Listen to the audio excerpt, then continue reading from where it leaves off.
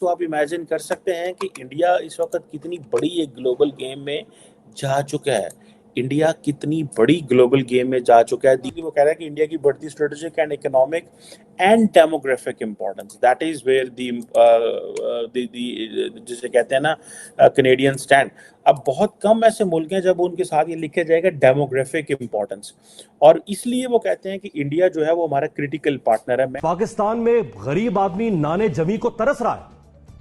लोगों के पास एक पैनाडॉल की गोली लेने के पैसे नहीं है। चूल्हे ठंडे हुए पड़े। औरतें अपने बच्चों को लेकर, नौनिहाल बच्चों को लेकर नहरों में कूद रही है, खुदकुशियां कर रही हैं। और हमारे दानिश्वर टीवी स्क्रीन पर बैठ के कहते हैं कि चंद ऐश परस्त सियासतदानों की ऐश परस्ती के लिए 100 अरब भी लगा दिया जाए तो लगा दिया जाए, उनका इक़्तिदार सलामत रहना चाहिए। बस अगर पाकिस्तान ने अपनी वैल्यू खुद ही ख़त्म कर दी है, ख़त्म तो हमने करने की कोशिश की हुई है। हमने कोई कसर नहीं छोड़ी हुई जिससे हम हमारे लिए जो है वो हम अपने आप को दुनिया के सामने इररेलेवेंट करने के लिए तैयार बैठे हुए हैं। हम हमें हमें पता है इस चीज़ का कि हम कंप्लीटली इररेलेवेंट होकर बैठे हुए हैं। हमें इस चीज़ का अंदाज़ा है कि हमारी उस हवाले से कोई वैल्यू नहीं है। ये करते थे। तो उनको नज़र आ गया कि हमने चीज़ें चाइना से इंडिया से इम्पोर्ट करनी है इन मुस्तकबिल के अंदर, और अगर इसीलिए सारा वेस्ट जो लगा हुआ है कि हम सारी अपनी जो प्रोडक्शन है और जो चीज़ें हैं वो इंडिया में ट्रांसफ़र करें, और इसके लिए उन्होंने एक कॉम्प्रिहेंसिव इकोनॉमिक एग्रीमेंट की भी बात की है। जय हिंद दोस्तों, आपका स्वागत है मेरे YouTube channel Bharat versus Pakistan में। दोस्तों, आज पाकिस्तान का हाल ये है कि 2 वक्त की रोटी नसीब नहीं हो रही है, दवा लेने के भी पैसे नहीं हैं। आज पाकिस्तान की ये हालत है कि औरतें अपने बच्चों को लेकर नहरों में कूदकर आत्महत्या कर रही हैं। ये सब हम नहीं कह रहे हैं, पाक मीडिया खुद कह रहा है। दोस्तों, वो इन सब समस्याओं से भी इतना दुखी नहीं है जितना वो भारत की तरक्की से दुखी है। दोस्तों, अब उसे नया दर्द कनाडा ने दिया है। कनाडा ने भारत को अपना नया एशिया का इकोनॉमिक पार्टनर बताया है। कनाडा के इस बयान से पाकिस्तान व चीन दोनों के होश उड़े हुए हैं। सारे पश्चिमी देश धीरे धीरे पाकिस्तान को छोड़कर भारत के फेवर में आ रहे हैं। तो आइए वीडियो देखते हैं। जय हिंद। मुस्तकबिल में जो हब है मैन्युफैक्चरिंग की वो इंडिया में आ रही है, मूविंग अवे फ्रॉम चाइना। सो वो समझ रहे हैं कि हमें इस इंडो पैसिफिक स्ट्रैटेजी की ज़रूरत है। जबकि पाकिस्तान का जिक्र उन्होंने किया जनाब कि वहाँ पे 4 न्यूक्लियर वेपन्स हैं, और साथ में उन्होंने ये भी कहा है कि बड़ा वॉलेटाइल रिलीजन है बिकॉज यहाँ पे line of actual control China और इंडिया के बीच में, और लाइन ऑफ कंट्रोल पाकिस्तान और जो है वो उसके बीच में है। सो ये है वो चीज़। अब अगर आप देखें कि इंडिया की जो बढ़ती हुई, वो कह रहे हैं कि बेसिकली वो कह रहे हैं कि इंडिया की बढ़ती strategic and economic and demographic importance, that is where जिसे कहते हैं ना कनेडियन स्टैंड।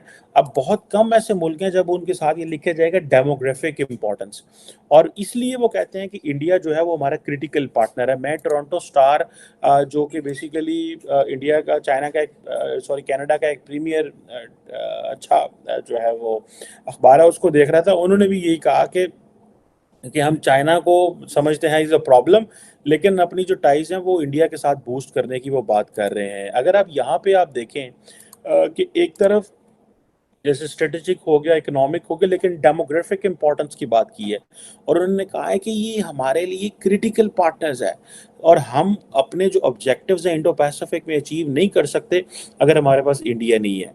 और फिर वो कहते हैं जी हमारा इंडिया के साथ जो है वो बॉन्ड है जी डेमोक्रेसी का, प्लूरलिज्म का, हमारी कॉमन कमिटमेंट है कि रूल्स बेस्ड इंटरनेशनल जो है वो इश्यूज को देखने, और मल्टीलैटरलिज्म। देखिए इंडिया जो है वो मल्टीलैटरलिज्म को रिवाइज करना चाहता है।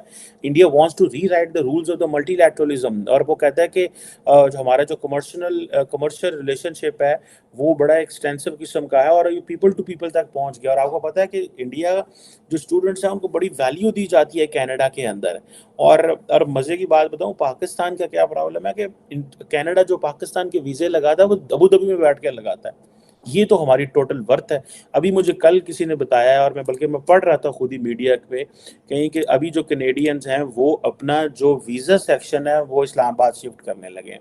मतलब उनको इतने थ्रेट से, इतने उन्होंने कहा यार मतलब हमारी तो ये वैल्यू का हमारा सेक्शन अब जाएगा पासपोर्ट कनाडा की एम्बेसी में, वहाँ पे वो टाइम लेंगे, वहाँ पे कुछ वक्त लगेगा, और इस तरह की जो होगा मतलब कितनी ये भी एक एम्बेरसमेंट होती है। और मैं समझता हूँ पाकिस्तान की पॉलिसी का फेलियर रहा है ये कि अभी मतलब 10 साल 15 साल पता नहीं कितने देर वो अबू धाबी में मिला है जी, लॉ एंड ऑर्डर सिक्योरिटी नहीं है, तो साढ़े लोगों ने कटा दे साथ जाना। खैर नहीं हो, अब वो कह रहे हैं कि इंडिया के साथ हमारे इकोनॉमिक टाइज हैं, लेकिन जैसे मैंने आपको बताया कि वो कह रहे हैं कि ट्रेड एंड इन्वेस्टमेंट तो है ही है, लेकिन बिल्डिंग रिजिलियंट सप्लाई चेन, वो उनको नजर आ गया कि हमने चीजें चाइना से इंडिया से पाकिस्तान में गरीब आदमी नाने जमी को तरस रहा है। लोगों के पास एक पैनाडोल की गोली लेने के पैसे नहीं है, चूल्हे ठंडे हुए पड़े, औरतें अपने बच्चों को लेकर, नौनिहाल बच्चों को लेकर नहरों में कूद रही है, खुदकुशियां कर रही हैं। और हमारे दानिश्वर टीवी स्क्रीन पर बैठ के कहते हैं कि चंद ऐश परस्त सियासतदानों की ऐश परस्ती के लिए 100 अरब भी लगा दिया जाए तो लगा दिया जाए, उनका इक़्तिदार सलामत रहना चाहिए बस। ये क्या हो रहा है इस मुल्क के अंदर? इस मुल्क के दानिश्वरों को क्या हो चुका हुआ है? इस मुल्क के साफियों को क्या, यानी किस किस्म की दानिश्वरी हम स्क्रीन के ऊपर बैठ के झाड़ रहे हैं कि लोग गुर्बत की वजह से फाका कशी पर मजबूर हो चुके हुए हैं, लोग कस्म कुर्सी पर जी रहे हैं, पाकिस्तान छोड़कर भागना चाहते हैं। आप अभी प्रोग्राम में पोल करें, प्रोग्राम खत्म होने से पहले 60% से ज्यादा कौम लगी हम छोड़ के जाना चाहते हैं, और हम कहने के 100 अरब रुपए चले जाएं, कोई बात नहीं है, 4 महीने के लिए कोई बात नहीं, बर्बाद कर दें भाई। ये इस तरह के काम तो मार्कोस ने भी नहीं किए थे, जो काम आप करवाना चाहते हैं इस मुल्क के अंदर। इस तरह के काम तो मैक्सिको के उन ड्रग लॉर्ड्स ने भी नहीं किए थे, जो सर्दियों में हाथ सेकने के लिए पैसों को डॉलर्स को आग लगा दिया करते थे। इस मुल्क की कौम का पैसा एक एक पाई इस कौम ने कमाया है, मेहनत से, खून पसीने की कमाई से वो पैसा कमाया हुआ है। लेकिन मसला सिर्फ यह है कि इस मुल्क के कौम का खून पसीने का जो पैसा है, वो इस मुल्क की हुक्मरान अशराफिया जो एक ऐसी गाय बन चुकी हुई है, जिस गाय के चारे के तौर पर इस्तेमाल होता है, और उसका दूध भी यही अशराफिया पीती है। आप इस निजाम के परवरदा बनकर यहां पे बैठ गए और आप कह रहे हैं कि 100 अरब और 100 अरब जानते हैं मुज़म्मिल साहब क्या होते हैं?